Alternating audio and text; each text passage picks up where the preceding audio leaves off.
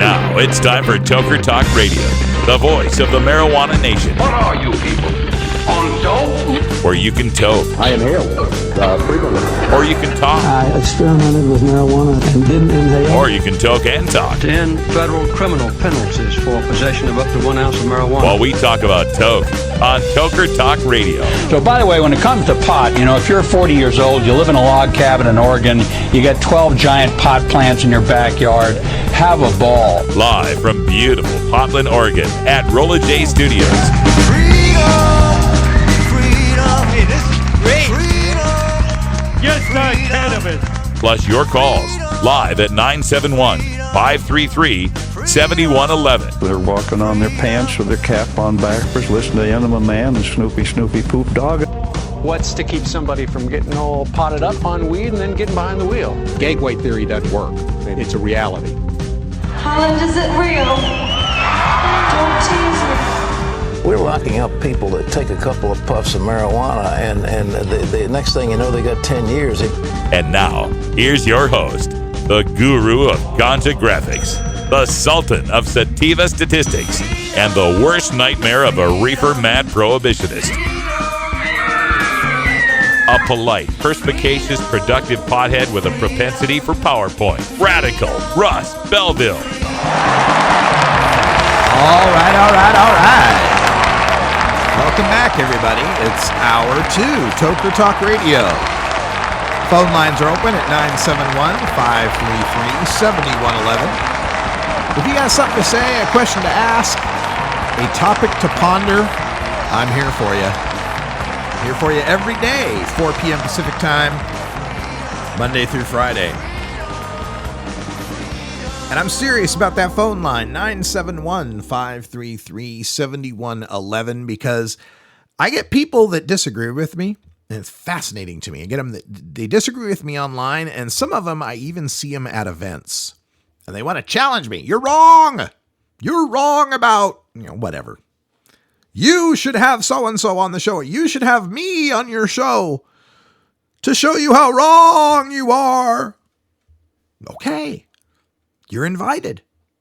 Monday through Friday, 4 p.m. Pacific Time, 971-533-7111.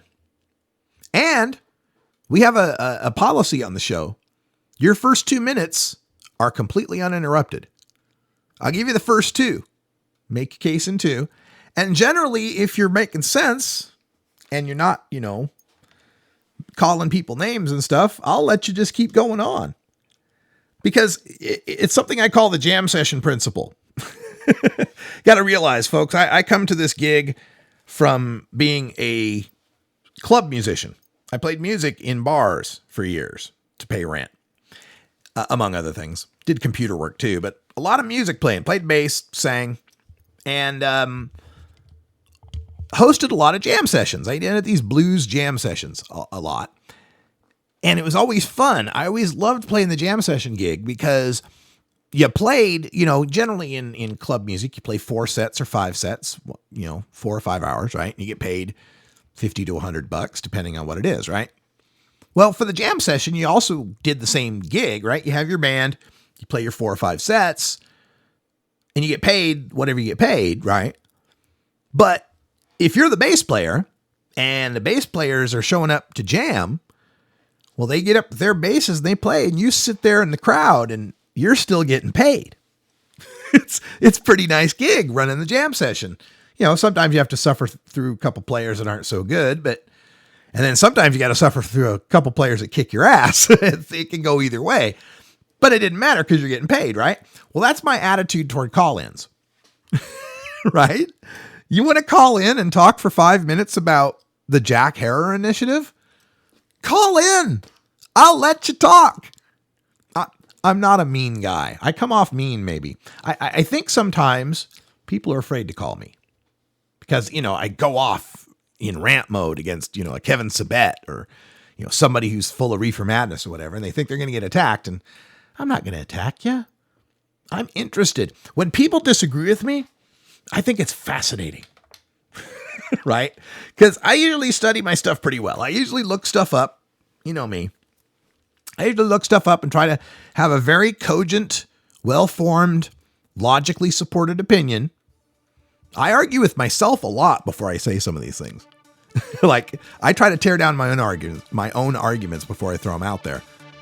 So when I've gone to all that work and I've come to a position and then I find someone who disagrees with me greatly, it's like, well, either they know something I don't know, or they analyzed it in a way I didn't analyze it, or they've got a perspective that I lack. Tell me more. I'd like to hear it.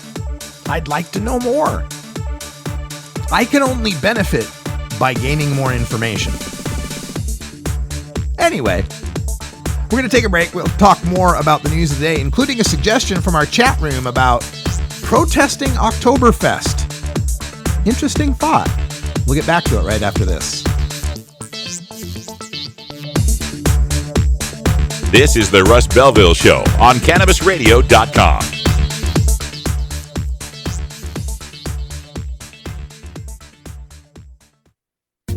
Ganjapreneur.com, your guide to the cannabis business world. Ganjapreneur.com is a comprehensive resource for cannabis professionals and entrepreneurs. Download the Ganjapreneur app on your smartphone or tablet to catch up on cannabis industry news, scroll through our daily job listings, and learn about successful cannabis companies, executives, and investors. Ganjapreneur.com, helping Ganjapreneurs grow. You're not high.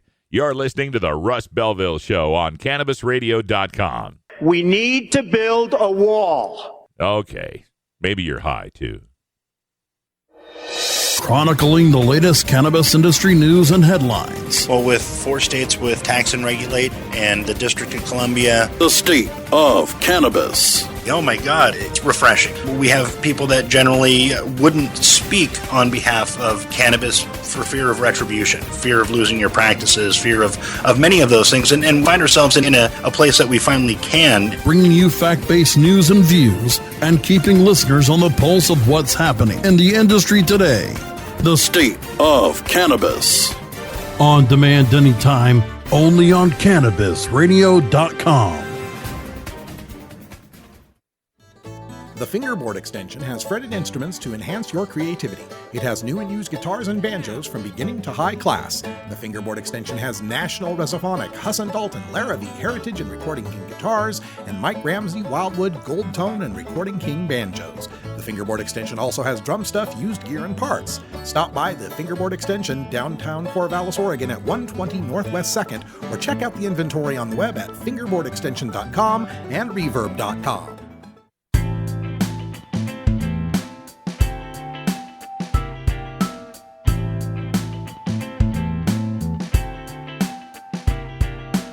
And Blue Blasten Gergen, Pfaffen der Blasten, Schnurm Norben. You're tuned into the Russ Belville Show, the voice of the marijuana nation, only on CannabisRadio.com. Ah, yeah, popping another rock star. Yes, I know they're terrible for me. Everybody's got to tell me that every time. You know those things are awful for you. Yes, I know they're awful for me. Thank you for the information. I gotta have a vice. I gotta have a bad habit, right? And you know, speed kills. So if we're gonna pick some sort of speed, I'm at least going to pick this one. Anyway, welcome back to the show. Radical Russ here. Beautiful legal Potland, Oregon. Rolla J Studios. And we were talking in the last hour about how these cannabis cups have been canceled in Portland, Seattle, and now Denver. It's like, damn, man, we legalized pot. You'd think now that we legalized pot, we should be able to have cannabis cups, but in different ways in each of these bureaucracies, from the city level to the county level and to the states themselves, they have thwarted our efforts to have cannabis cups. And it just boggles the mind. Because we have so many alcohol-fueled events in this country. We got football games with the tailgating, right? Think of your typical Sunday morning tailgate at Mile High Stadium, because I'm not saying Sports Authority Field. Screw that. Mile High Stadium. And all these people tailgating and grilling and drinking and drinking and drinking. And you think anybody's out there checking IDs or making sure that 18, 19-year-olds aren't drinking? No. And we know that all this drinking is going to lead people, some of them, to drive when they shouldn't be driving. We know it's going to lead to fights. We know it's going to lead to puking on people's shoes. We accept this. We accept it for just being normal. That's just society, you know. It's a good day at the game. You know, some people get out of line, but not most people. And that's true. Most people handle their booze just fine. They have a decent relationship with alcohol. No problems with it. Most people do. And then we have these Oktoberfests, right? These big outdoor festivals. We have these big outdoor festivals. We make sure that the kids don't get in by putting little paper wristbands around people's wrists and having little roped off areas, right? That's our security against children being able to access the most addictive and harmful drug on the menu. That's our security. That's how much we're worried about booze. We can have, in Portland, we have a thing called the Waterfront Blues Festival, 4th of July weekend. 4 days in a row, takes over the entire waterfront park, which is this gorgeous bowl-like natural amphitheater that abuts the Willamette River. It's just amazing. 100,000 people there on the waterfront. Beer, everywhere you could get it. And children, it's billed as a family event. Take your family to the waterfront. Have your kids out in the sun, drink a bunch of beer, enjoy some great blues. So John Thomas in our chat room says it's time for us to start, protesting these events. And here's the thing. Back in 2012, when we were going around trying to get marijuana legalized with Measure 80, Marijuana Policy Project put up a billboard in downtown Portland, and it was the beer, wine, safer thing, right? Where it had the picture of a beer, a picture of a glass of wine, then a picture of a pot leaf with safer underneath of it. And it actually ruffled some feathers amongst our alcohol people here, because Portland's got they've got an alcohol community, right? We often say the cannabis community. There's an alcohol community here about the craft brewers, the craft growers, or craft vintners, I should say, craft wines, and even craft spirits. We have our own distilled spirits here in Portland, right? It's amazing. You go to PDX Airport, you're flying out of PDX, they actually have a sample table of whiskeys, of home, local whiskeys that you can drink in the airport. That's how little we're worried about the most dangerous, terrible drug out there that kills hundreds of thousands. And that's why it's so frustrating to try to figure out, why are we so freaked out and worried about a cannabis cup? Why are our panties such in a bunch over a cannabis cafe? Just given what we accept regularly when it comes to alcohol. Now, for some of these people, they'll use that as the excuse. That's the old, there's enough drugs on the menu excuse. Well, alcohol's already causing wrecks and violence and terrible things, so why add another drug? We're just barely keeping it down as it is with alcohol. We're barely just being able to cope with that. Why add another drug to the menu? And, of course, the counter argument is A, there's no adding to the menu. Pot's here. It's always been here.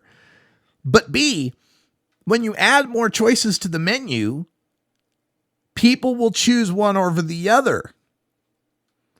If there's a cannabis cup, if there's a festival, a pot festival, a hemp stock, if there's an event like that, it's an event where people are rarely also drinking. And we're actually pretty cool with the idea of, if it's got pot, it doesn't have booze. Some people hate me when I say that. For me, it's an intermediate step. I'll take that. That's a civil union step that I'll take. Fine. If we can't have alcohol, now not the alcohol license, right? That's how Portland's got banned, is if you got a liquor license, you're a public place. If you're a public place, you can't have public toking. BS on that. Go ahead and say you can't serve alcohol where there's a pot event. It's not going to harm that many of us. Usually, like however many marijuana themed events I've done, when there's marijuana, when people can openly use pot and there's the option to get booze, those bartenders don't do well. I see a lot of empty, lonely bartenders at some of these events when the pot's available. Now, I'm also, like when I was in Fort Worth here, at that pot-related event, where there was no possible way, you're in Texas, right? No possible way anyone's going to be smoking pot. Then, yeah, the bartenders get some work. But otherwise, these two things, tend to be alternate choices. So by denying the cannabis cafes and the cannabis cups, you're actually exacerbating the problem of alcohol by not providing an alternative, by not providing something else people might enjoy. That's why I like to use that. And as far as the protest thing, let me get back to that, because I don't know that protest is the right word. There needs to be a viral campaign, if you would, right? But you have to be very careful. We have to be very careful treading this line of, we're not anti-alcohol, we're pro-equality. If you can frame it that way, if you can make sure that what people take away from this isn't that we're pissed off at alcohol or we think alcohol is dangerous. That's why the marijuana is safer gig, that thing, it's a double-edged sword. Yes, marijuana is safer, and it helps us to get people who don't understand cannabis to understand they needn't fear this thing. But it's kind of one of those things like, I'm a patient, not a criminal. Well, if you're not a patient, then you are a criminal, right? Well, marijuana is safer than alcohol. The opposite of that is, well, then alcohol is dangerous. Alcohol is more dangerous than marijuana, which is a true statement, but nobody wants to be told that they're dangerous. Nobody wants to be cast as the bad guy. So we have to be careful that we're not casting our friends who drink and like beer and wine and spirits. And again, most of them handle it just fine. They're very responsible about it. We don't want to cast them as villains in any way. And that's why that Beer Wine Safer billboard raised some hackles here in Portland when it went up in 2012. But I'm not saying there couldn't be an effective viral sort of campaign like a protest, but as long as it's clear that we're not protesting the event, we're cool with the event they're having. We're cool with their Oktoberfest. Maybe people standing out with a sign that said, how come this Oktoberfest is okay, but a cannabis cup is not? Or standing outside of bars, how come this alcohol bar is okay, but a cannabis cafe is not? That's not saying we don't want the bar. That's just asking the question, why is this okay and not that okay? And force people to have to think about that. And what is the logic behind that? This relial on the Clean Air Act. I saw Representative Ann Leninger set out her end of session is a special session we had. This end of special session retrospective on what they'd accomplished with marijuana. And she kind of brought up this thing about the cannabis cafes and how, on the one hand, people are looking for, you got to have a place to use it. If you're a tourist or you live in public housing, you got no place to use your right? Like, what good's a right if you have no way to use it? It's like, when you gave black people the right to vote and then you used a poll tax to make sure they couldn't. Well, that's where we're at with public toking, right? You gave us a right to toke, but you made it illegal for us to toke anywhere. So we've got to have some sort of cannabis cafe or lounge, right? But she couched it in this, but we want to make sure that everyone's safe. Come on, there's nothing showing that cannabis smoke, even firsthand cannabis smoke, is as harmful as the tobacco smoke.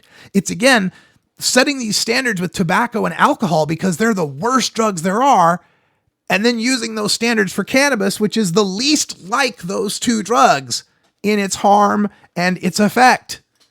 It's just inappropriate that we had to start with the worst drugs.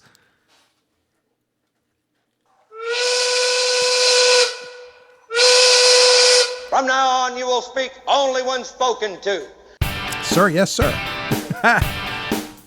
All right, folks, it's 4:20 here in Portland, Oregon. I got my strong silicon bong, and I've got, what did I get? I got something in Astoria. It's, some Bruce Banner. We got some Bruce Banner. 40% indica, 60% sativa, 28.7% THC, 100% legal.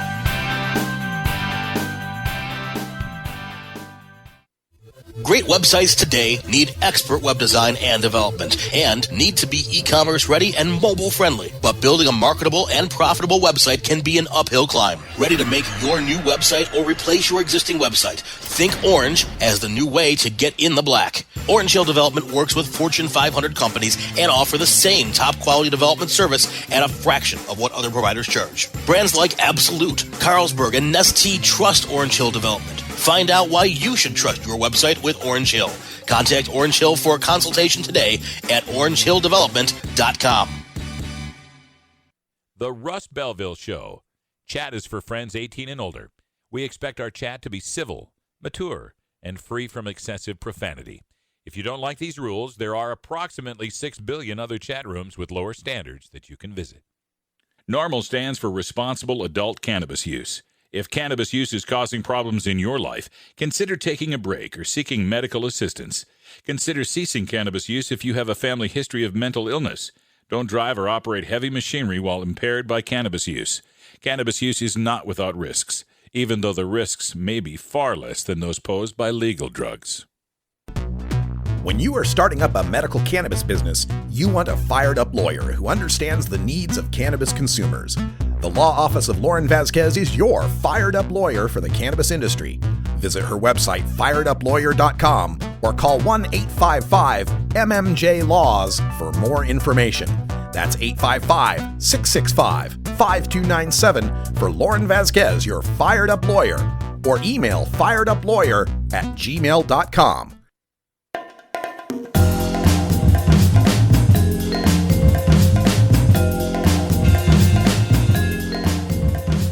Remember, friends, there's more to life than marijuana. I just can't remember what it is. Why'd I come in here? You're tuned into the Russ Belville Show, the voice of the marijuana nation, only on CannabisRadio.com. Welcome back, everybody. 23 after the hour. Don't forget, coming up at the top of the hour, live on CannabisRadio.com, you can get your Sativa Soul Save with Stoner Jesus. Hallelujah, Stoner Jesus coming up at the top of the hour. Remember, the Stoner Jesus show is not safe for work, but neither are you. So, at least maybe your pee isn't safe for work, right? Can you imagine getting in a time machine, going back and explaining to the founding fathers how pee tests work for work? Well, let me preface that. Can you white people listening imagine going back and talking right to my black listeners like, fuck no, I'm not going back to the founding fathers, no way. Okay, I feel you, I hear you. Native American listeners, no, fuck you, I ain't going back. All right, gotcha, understood. Privilege checked. But anyway, can you imagine trying to explain to the founding fathers that our employers routinely ask us for a cup of our urine before they'll hire us? Wow. Well, maybe Ben Franklin can make something with it. Ben was kind of a freak, but the rest of them, I don't know if they could understand that. I wanted to give some shout outs to the people in the chat room because a lot of people don't know we've got a chat room. But if you're listening on the Cannabis Radio page or on the Spreaker page, there's a little cartoon-looking balloon, and you click that thing, and it'll take you to the chat room, where hanging out in the chat room, we've got Kelly Hollis, who says there's 18,662 liquor licenses in the state of Oregon. So, yeah, it would be hard to have a cannabis cup. Yeah, that's right. 18,662 liquor licenses in a state of about, what are we, 4 million in Oregon? Wow. Tammy Wood says, I love you and your rants. They are brilliant and inspire me. Well, thank you, Tammy Wood. Somebody out there loves me. I am loved. That means a whole lot, but more than you'll actually know. I can't tell you. It's been a rough few months. Thank you, Tammy. Appreciate that. And then Kelly brings up this other point too about don't forget the schools that are next to the brew pubs where kids walking home from school see people outside drinking. I've got the perfect anecdote about that. So before we had the Measure 91 and the recreational pot shops, of course, we had in 2013, legislature passed this law that allowed for dispensaries. And there had been dispensaries before that, but they're all kind of wink, wink, nudge, nudge dispensaries, right? Like not exactly legal, but nobody was busting them.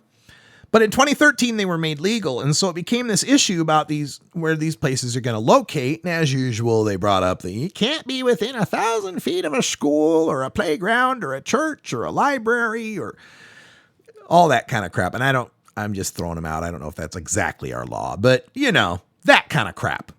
Because, if there was a building where people were going in to purchase cannabis and it was within 800 feet of a school, what? What happens? This is the thing. It's like all these solutions in search for a problem. What would be the issue? What is the issue? Now, I understand, like, when I went to high school in Nampa, Idaho, class of 85, go Bulldogs, our high school right across the street was a Maverick store. Maverick is our, like, 7-Eleven, or in Missouri, they have stores called Come and Go. Plaid Pantry, whatever you call them, Quickie Mart, right? So right across the street from Nampa High School was the Quickie Mart where you could get cigarettes and alcohol and cough syrup for that matter, right across the street. And indeed, you'd see these, teenagers hanging out and smoking cigarettes and stuff, right? But you don't see that with dispensaries, right? Anyway, I digress because in this situation, there was a story that came up in our newspaper, the Oregonian, about this woman who was complaining about the siting of this, where this dispensary was going to be located. And it was in like the Albina neighborhood, I think. It's on Albina, one of our roads, North End. So this woman was complaining because she was talking about how she lives in this residence in a residential area just a block off of this road, which is kind of now one of those Tony little neighborhood kind of like shops and stuff, right? And so daily she takes her kids, one in a stroller, another kid walking alongside, up the block to Albina, makes the right to walk down to the children's bookstore that's down the street. They go there often.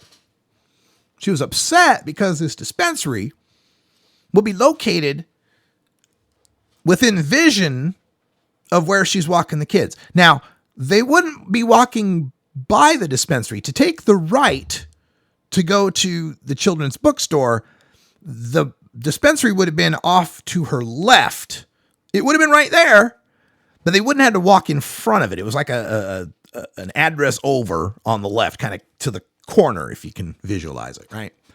But walking up to that road, she would have looked across the corner and there'd have been a dispensary there. And then they'd have taken the right and walked down to where the children's bookstore is. And she was complaining about this in the Oregonian, in our newspaper. Well, you know me, I looked shit up. So I found out where the dispensary is going to be located and where this children's bookstore was. And based on that, I could figure out up which street she must live. And so I got onto the Google Street Maps and I start walking down that street, virtually online and taking the walk that those kids would have to walk. And sure enough, as they go up that street and then take the right on the same side of the street as the children's bookstore, but before the children's bookstore, so they would have to walk right in front of it, is the Albina Brew Pub. And the Albina Brew Pub has one of those big old open patios where people can sit out and drink beer.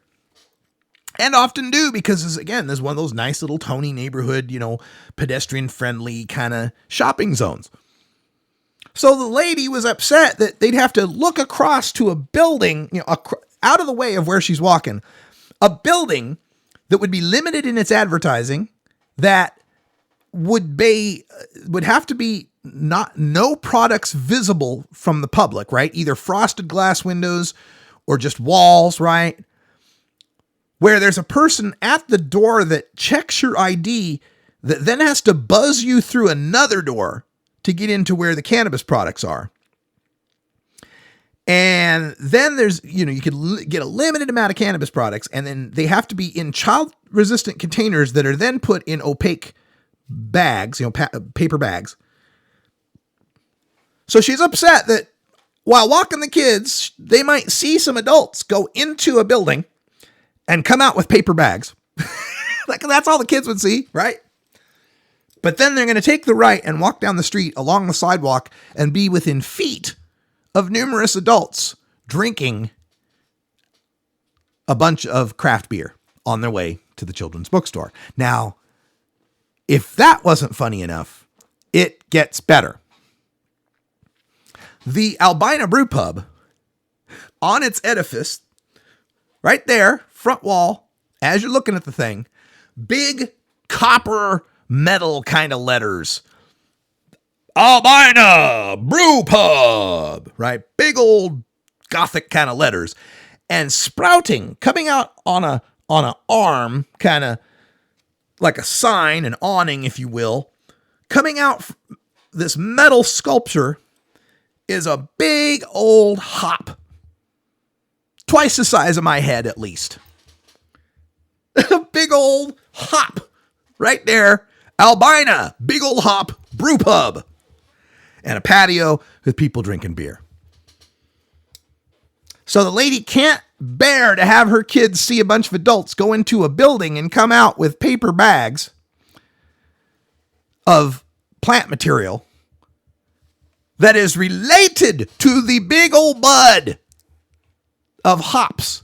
You know, hops and cannabis come from the same plant family, right, lady? So there's this big old idol of a hop.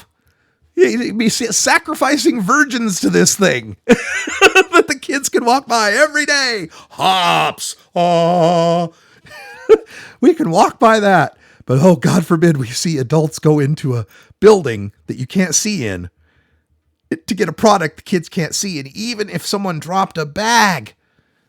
accidentally dropped a bag and then forgot to grab it, come back for it, and the kids somehow got out of your immediate view and walked the opposite direction from where they go to the bookstore, found that bag and somehow secreted it away on their person before you could catch up to them. And then later they wanted to get into that. It's still in a child-proof container. Jeez. Oh, it's just frustrating, isn't it? The fear. Just the insane fear. And I just want to take people. I would just like to grab people one at a time and just take them into a dispensary and into a grow, because the fear goes away once you confront them with what it really is. One of my favorite things about marijuana legalization is how boring and routine it is. Like Carrie and I driving back from Astoria. Well, we need to get some herb. What do you? Oh, I don't want to stop there. It'll just be busy, and they got too many customers. And it's like any other product, right? Oh, what a pain in the ass! I got to wait in line, right? It's just become boring and routine out here, and it's a beautiful kind of boring and routine because you're not being busted. And I can't imagine why anybody would want to reject this. That's the other thing. When you hear these people, oh, that's not true legalization. I just want to grab them and I went to a pot shop and I just bought weed and it's tested and it tells me it's 28.7% THC and it was weighed out in front of me accurately and I can see it. It's of great quality. I can smell it before I buy it. This is Oregon where we're buying. In Washington, it's all prepackaged. Oregon, they bring out a big old jar and you can stick your face in the jar and smell it and And I bought this weed and I can have it on me and cops can't do a damn thing. And I can go home and I can grow plants. I can possess up to a half pound of weed and it's not legal. You gotta sell it better than that. You gotta show me what terrible thing. Oh, I could get a ticket if I had 2 ounces on me, and I could get a misdemeanor if I had more than that on me. There's like no amount of marijuana you can possess in the state of Oregon and get a felony for mere possession. Now, you intent to sell. I don't even know if intent to sell has a felony level charge anymore. But definitely possession doesn't. We had a case that just went down where they caught a guy with like 19 pounds of weed in his trunk of his car, and he's facing a misdemeanor. Now, a serious one. I think it's like a Class A misdemeanor, but misdemeanors are expungible, and there's no mandatory minimums on them. You want to tell me that's not legal enough yet? Now, yes, eventually we get to the place where we can all have 19 pounds and it's not a problem. Hell, I can put a keg of beer in my trunk, right? Why can't I have 19 pounds of weed? We'll get there. It's going to take some time. God, it certainly feels nice and legal for me right now. 36 after, we're back right after this. This is the Russ Belville Show on CannabisRadio.com.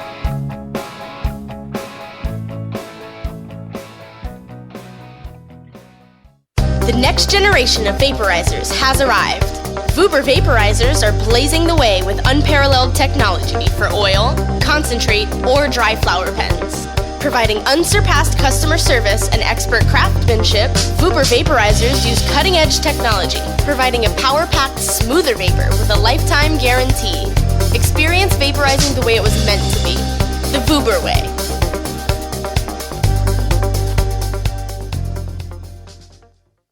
You're not high. You're listening to the Russ Belville Show on CannabisRadio.com. Christian convictions are under attack as never before. Okay, maybe you're high, too.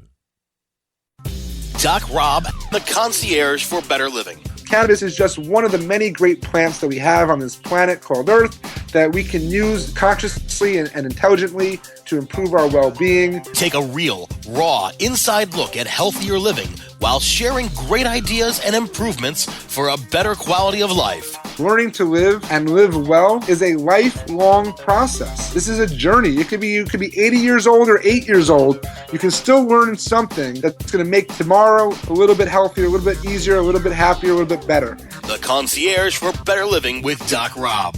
Only on CannabisRadio.com. Imagine life without taxes. Let New Era Certified Public Accountants, NewEraCPAs.com, handle your Cannabis 280E and tax strategy. Get your business prepared with New Era CPA's Cannabis Finance Bootcamp.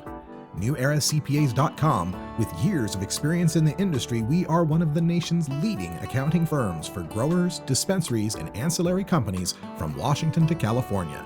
NewEraCPAs.com.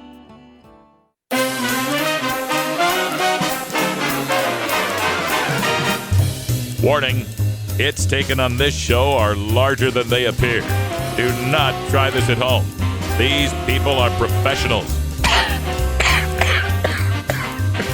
Or at least they pay me to say that. This is the Russ Belville Show on CannabisRadio.com. Welcome back, everybody. 39 after the hour here in beautiful legal Portland, Oregon. I'll be here for this week. Next week, probably Phoenix. I think. We'll see. Also, do y'all remember Jenny Ray McGee? We met Jenny Ray a while back, over a year, I think. She was a guest on the show, a young woman from Kansas who, medical marijuana patient, battling, I can't even remember which condition, but battling a serious condition. And she was a little spitfire. She was a gung-ho, young African-American activist. And the last we heard from her, she had gone back to Kansas to visit her mother, and she'd gotten busted. And she'd had a lot of cannabis medicine on her and was facing all these terrible charges. Well, the good news is she's free. She's roaming the earth once again. And we're getting to get all the details of what happened. I think there was some probation involved, and it was her first offense and medical, mitigating circumstances, yada, yada, yada. But we'll get the whole story from her soon. We'll have her on the show again so she can give us a big update on what's going on. Because she also is interested in this little legalization tour that I'm trying to put together. God knows I need an assistant. So we'll see what happens. I don't know. You might be hearing a lot more from Jenny Ray McGee on the show. That's all I'm saying. Anyway, welcome back. And we're looking forward to the primary tomorrow. Michigan primary is happening. That's a big, big vote coming up. I don't know if you saw the Democratic debate that took place. It was a little disconcerting because nobody would, discuss the length of their penis. I'm joking, of course, right? Please, can you believe that Republican debate? Oh my God. So like what a contrast between, Donald Trump and all his, little Marco and Lion Ted and believe me, it's huge, all that stuff, right? And then on the other side, and the rest of them, right? Hate. Oh, immigrants. Oh, yeah. Like, what was it? Bill Maher pointed out, they spent the whole first hour talking about how they're going to, go up against immigrants. And then the second half hour bragging about their immigrant background, their immigrant parents or grandparents, right? But the Democratic debate was an interesting one with Hillary Clinton and Bernie Sanders facing off in Flint, Michigan, which has just been, rocked by this scandal of their poisoned water, their lead poisoned water, because their Republican governor wanted to save a couple bucks. It's a long story. Check out Michael Moore if you want to know it all. But anyway, they're having this debate in Flint, Michigan, and it got pretty contentious over issues like NAFTA, right? Trade agreements, and how the, industrial base, like people in Michigan, all these factories and people lost their jobs and all this kind of stuff, all this economic downturn, all this terrible, Detroit and Flint, these, block after block after block of abandoned homes and shuttered factories and blight. So there was all this discussion about that. And nobody brought up marijuana. One of the few things that's actually burgeoning, that's actually creating jobs and helping people in places like Detroit in Michigan are their medical marijuana dispensaries. Marijuana is a growth industry there. And it just surprised me too, because Michigan's got credible efforts at legalization for 2016. And there's 4 or 5 other states that are fighting for legalization. And we get report after report after report about the tax money being raised and the jobs being created because of legalization. And not just in the cannabis industry, but in ancillary industries. Like, how many people do you hear me talking to at these expo events that are, their companies make vacuum ovens, their companies make thermometers, their companies make all sorts of things that now that they can apply them to the cannabis industry, their company has taken off.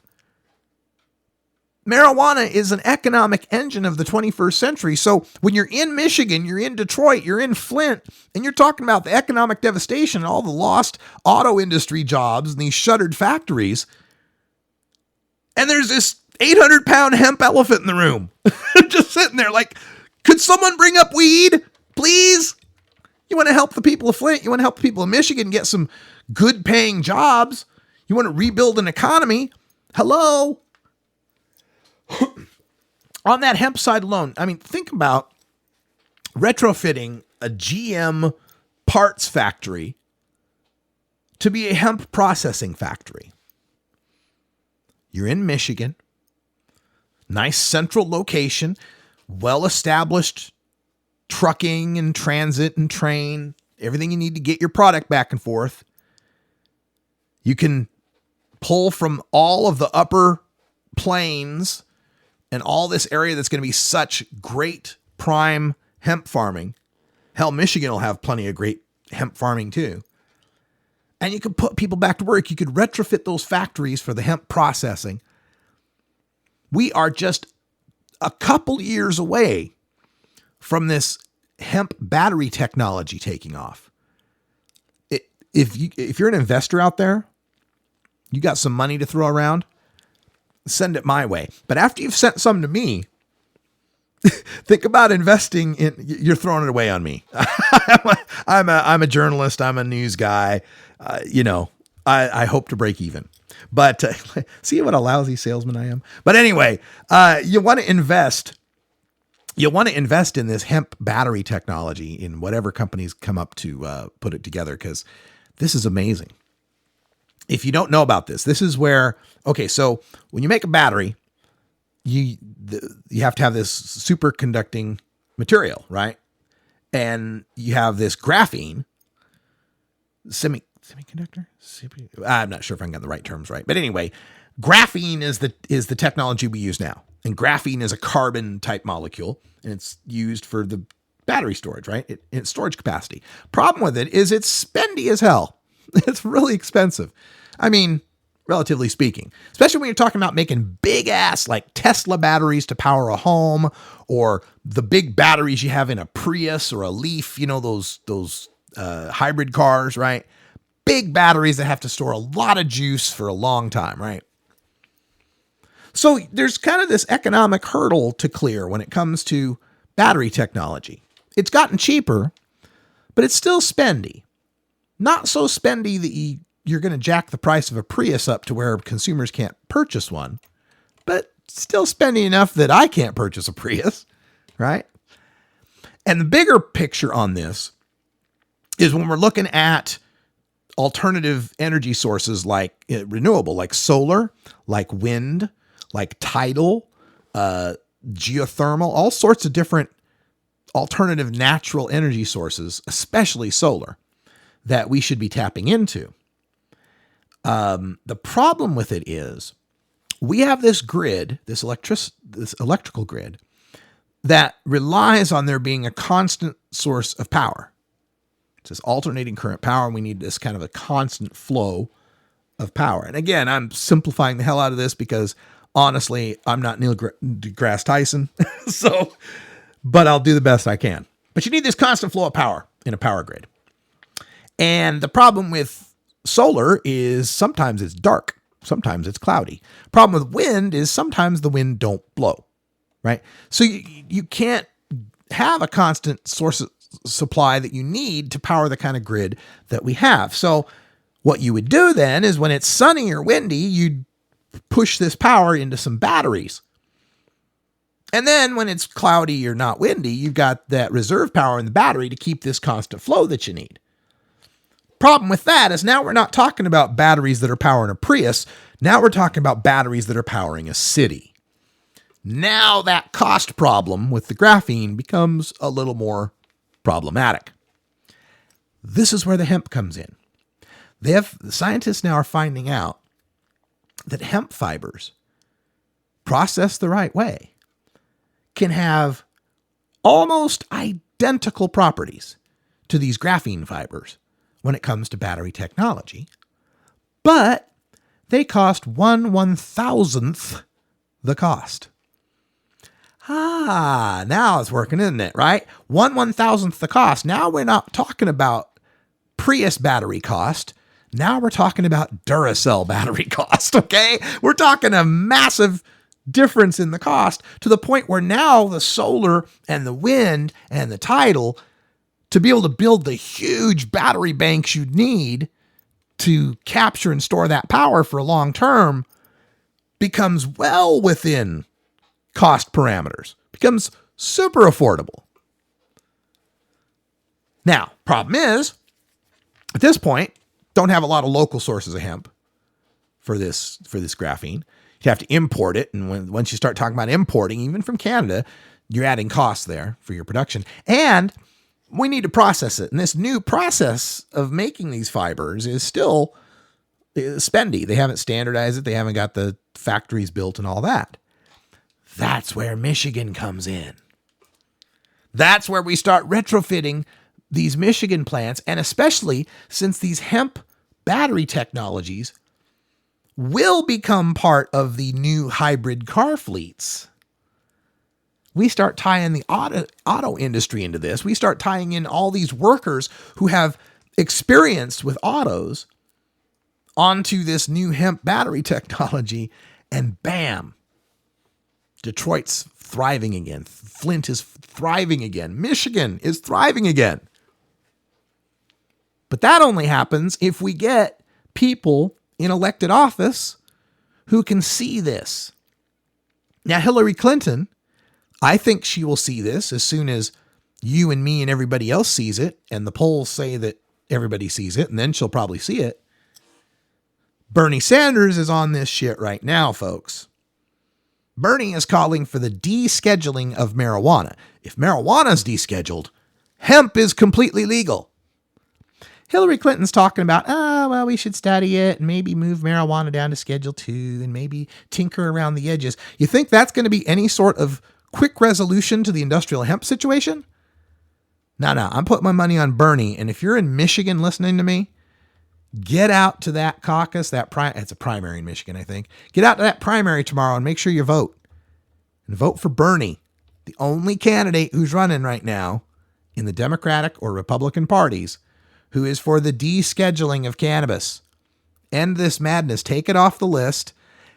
And if marijuana's off the list, then hemp is a go. Every state that's got hemp right now can just go with it. Even the states that don't have hemp can just go with it. That's the kind of thing that's not... Bernie wouldn't even wait for Congress on that. He'd sign executive orders. Go, start growing hemp. I'm a little partisan, but I'm happy because the latest Montana State University poll shows that Hillary Clinton's got 52% support. Bernie Sanders has 47. It's down by 5. It's within the margin of error. But he's closed from being 30 points behind in Michigan. Bernie's got nowhere to go but up. All right, gonna take a break. We'll shut things down and get Stoner Jesus on at the top of the hour. Stay tuned. You're listening to CannabisRadio.com.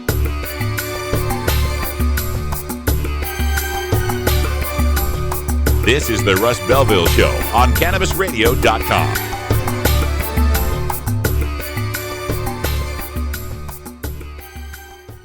Dr. Dabber, hurry! Its temperature is shooting past 1,000 degrees Fahrenheit. It's burning up. I'm afraid for this little guy, it's just too late. What caused the problem? Only Dr. Dabber can maintain the perfect temperature for a smooth-tasting, slower burn. This standard vaporizer lost all of its health benefits, sending it up in smoke. So you're telling me that most vapor pens burn so hot they produce smoke, not vapor? Correct. Keep away from those standard vaporizer pens and turn to Dr. Dabber. Doctor's orders. Less heat, more flavor. You're not high. You're listening to the Russ Belville Show on CannabisRadio.com. The Supreme Court is wrong on the Second Amendment. Okay. Maybe you're high, too. This is Cannabis Facts from Robert Platshorn's thesilvertour.org, supported by our donors and Hemp Inc., poised to lead America's hemp revolution at hempinc.com. In 1937, the second most prescribed medicine, marijuana, was banned. It wasn't about marijuana. The paper, oil, and chemical industries lobbied to end hemp farming. No longer labor-intensive, an acre of hemp produced more quality paper than 4 acres of trees. Plastics and fibers could be produced from a plant. Hemp can even produce 10 times the energy of today's ethanol. As marijuana prohibition ends, many states now allow farmers to again grow hemp. This was Cannabis Facts from thesilvertour.org, an educational nonprofit supported by our donors and Hemp Inc., a public company poised to process America's hemp crop at hempinc.com. The Russ Belville Show is proudly sponsored by the Marijuana Business Association. The MJBA, called by NBC News the Cannabis Chamber of Commerce, is the fastest growing business association in the fastest growing industry in America. I've been working with the MJBA for years, and I personally invite you to join the MJBA. MJBA also publishes the popular MJ Headline News on Facebook and the MJNewsNetwork.com and Marijuana Channel 1 on YouTube. Visit mjba.net for more details.